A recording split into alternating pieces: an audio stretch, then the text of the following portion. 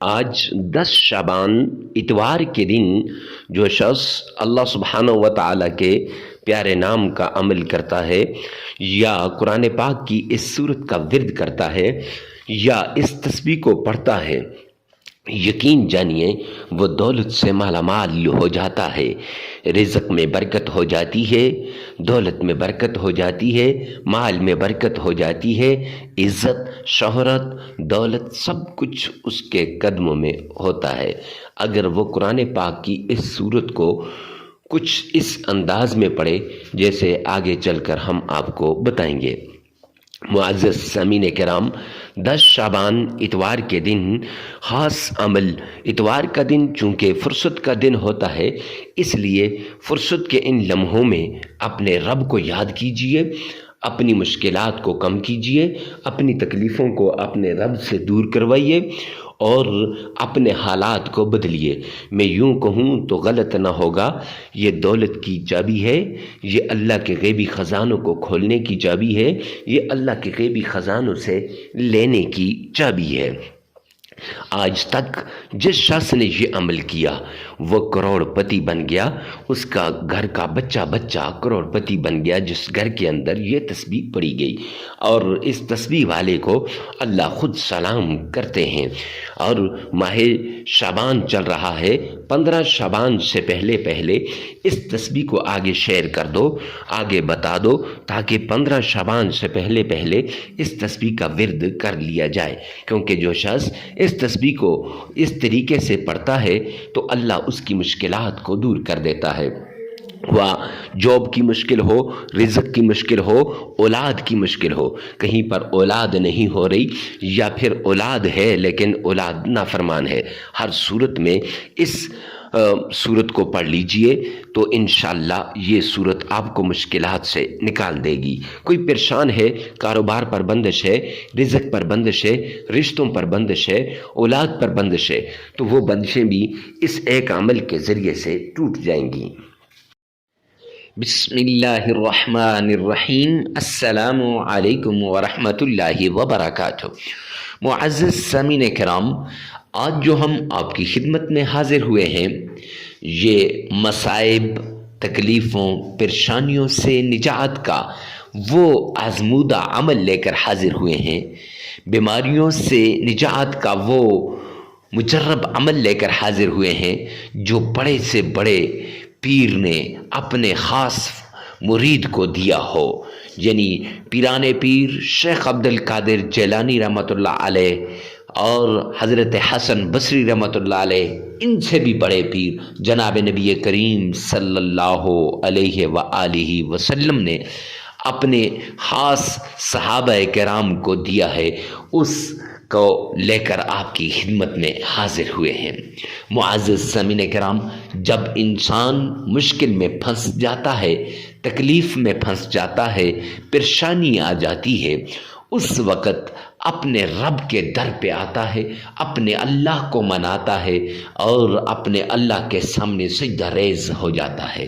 جو اللہ کی طرف جھک گیا، اپنے رب کی طرف آ گیا، وہ تو کامیابی پا لیتا ہے، لیکن جو لوگوں کی طرف جاتا ہے پھر اسے پتہ چلتا ہے کہ کون اپنا ہے اور کون بیگانہ ہے۔ اپنے قریبی رشتہ دار بھی اس سے تعلق کو توڑ دیتے ہیں اور اپنے قریبی دوست بھی اسے چھوڑ کے چلے جاتے ہیں۔ لہٰذا پریشانیوں میں جب ایسی صورتحال آ جائے کہ آپ کا قریبی رشتہ دار بھی چھوڑ دے، آپ کے دوست احباب بھی چھوڑ دیں، خونی رشتے بھی آپ سے تعلق کو توڑ دیں، ایسی سچویشن میں مایوس نہیں ہونا اور آپ نے فوراً قرآن پاک کی طرف رجوع کرنا ہے، فوراً اللہ کی طرف رجوع کرنا ہے اور یہ عمل کر لینا ہے۔ جب آپ اس عمل کو کریں گے، رب کائنات کی قسم، میرا رب آپ کی مشکلات کو دور کر دے گا، آپ کی تکلیفوں کو ختم کر دے گا، آپ کی مصیبتیں دور ہو جائیں گی۔ آج کے اس دور میں انسان اللہ کی طرف جاتا نہیں، انسان اللہ کے در پہ جھکتا نہیں، پھر کہتا ہے کہ مصائب کیسے آ گئے اور ان کا حل کیا ہے۔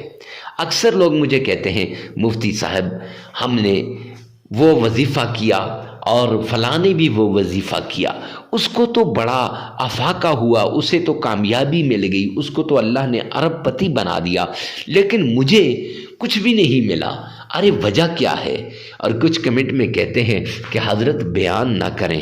اور میرے پیارے بھائیوں بہنوں، بیان تو ہم پورا دن کرتے رہتے ہیں، لیکن یہاں کچھ ضروری باتیں ہوتی ہیں جو شیئر کرنا لازمی ہوتی ہیں۔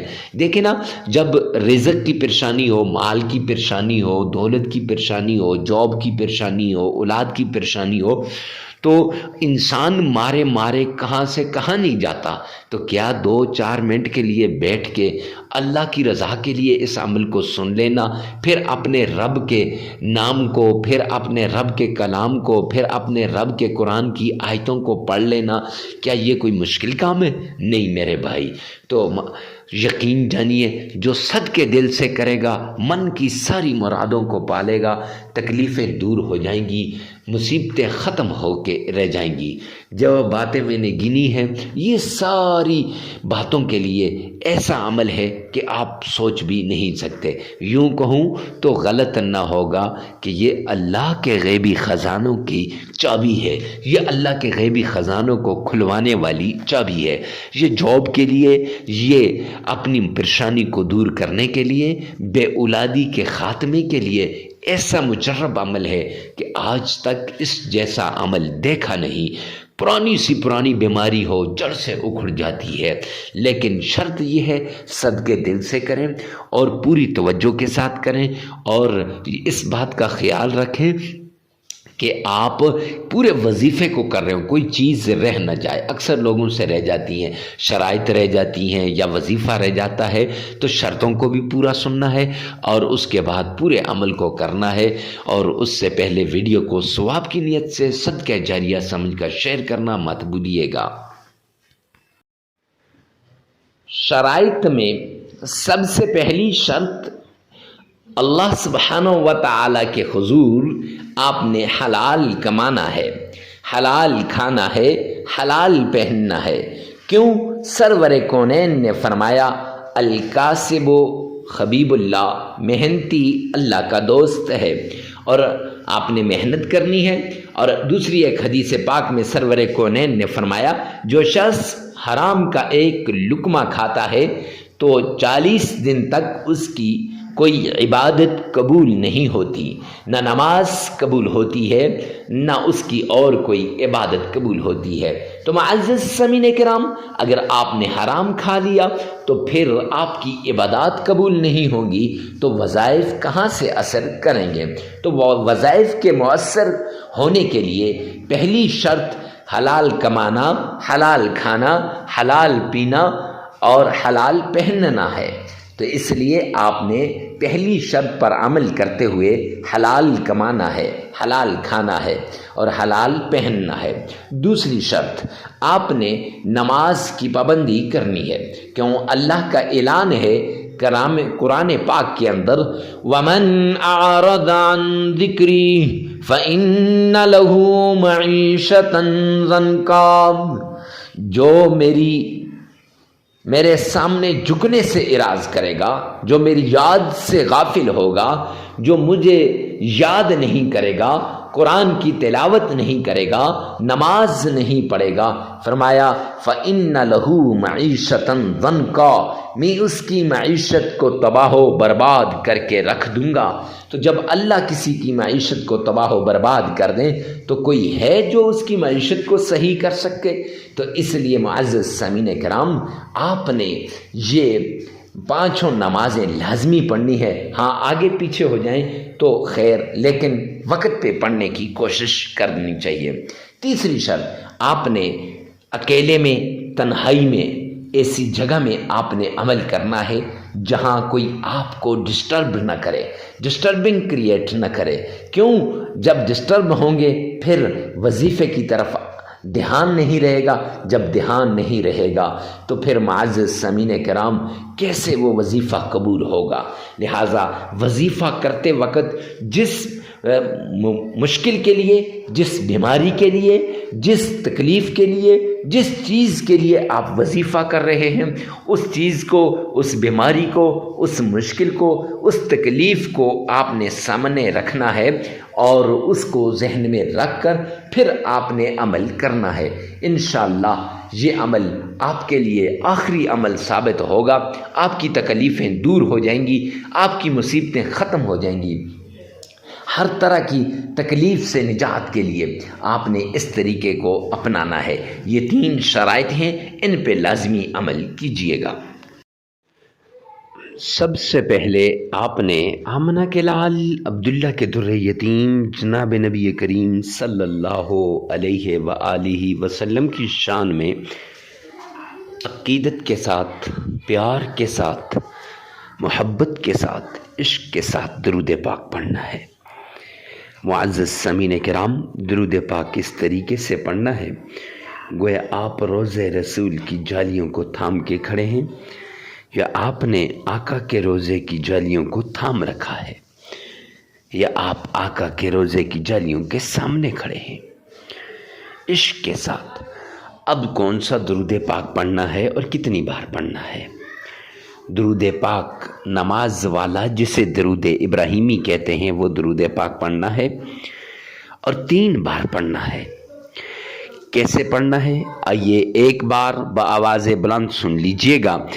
اللہم صلی علی محمد وعلی آل محمد کما صلیت علی ابراہیم وعلی آل ابراہیم انک حمید مجید۔ اللہم بارک علی محمد وعلی آل محمد کما بارکت علی ابراہیم وعلى آل إبراهيم إنك حميد مجيد۔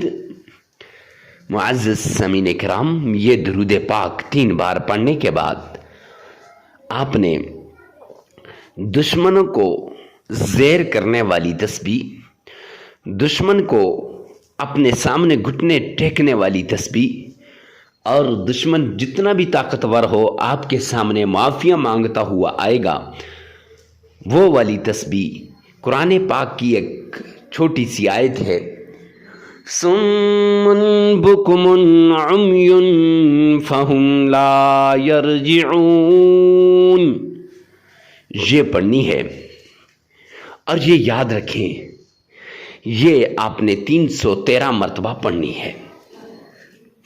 اب یہ تسبیح آپ نے 313 مرتبہ پڑھ لی، پھر اس کے بعد اللہ کا پیارا نام یا رحمان یا رحمان، یہ نام آپ نے 1001 بار پڑھ لینا ہے، اور پھر آپ نے قرآن پاک کی سورہ اخلاص، قل هو اللہ احد اللہ الصمد لم یلد ولم یولد ولم یکن له کفوا احد، یہ آپ نے 11 بار پڑھ لینی ہے اور پھر 3 بار درود پاک پڑھ لینا ہے۔ معزز سامعین کرام، دشمن سے نجات کا وظیفہ ایک بار پھر سماعت فرما لیجئے۔ سب سے پہلے آمنہ کے لال عبداللہ کے در یتیم جناب نبی کریم صلی اللہ علیہ وآلہ وسلم کی شان میں 3 مرتبہ درود پاک پڑھ لیں، 3 مرتبہ درود ابراہیمی پڑھ لیں۔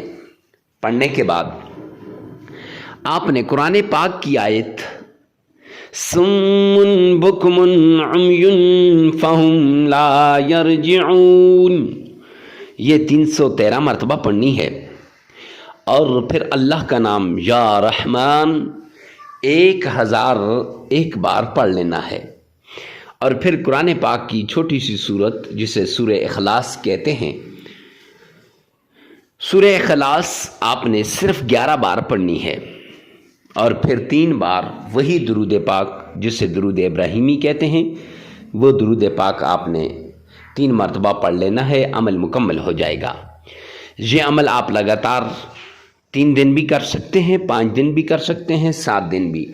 اپنی ضرورت کے مطابق اس عمل کو کریں، اپنی حاجت کے مطابق اس عمل کو کریں اور اپنی مصیبت کے مطابق اس عمل کو کریں۔ ایک بات لازمی یاد رکھیں کہ ویڈیو کو ثواب کی نیت سے صدقہ جاریہ سمجھ کر آگے شیئر کرنا مت بھولیے گا۔ ہو سکتا ہے کہ آپ کی ایک شیئر سے کسی کی زندگی بدل جائے۔ اور تنہائی کے اندر اس عمل کو کرنا ہے، اکیلے میں کرنا ہے، جہاں کوئی ڈسٹربنگ پیدا کرنے والا نہ ہو، ایسی جگہ میں بیٹھ کر اس عمل کو آپ نے کرنا ہے۔ اللہ میرا اور آپ کا حامی و ناصر ہو۔ والسلام۔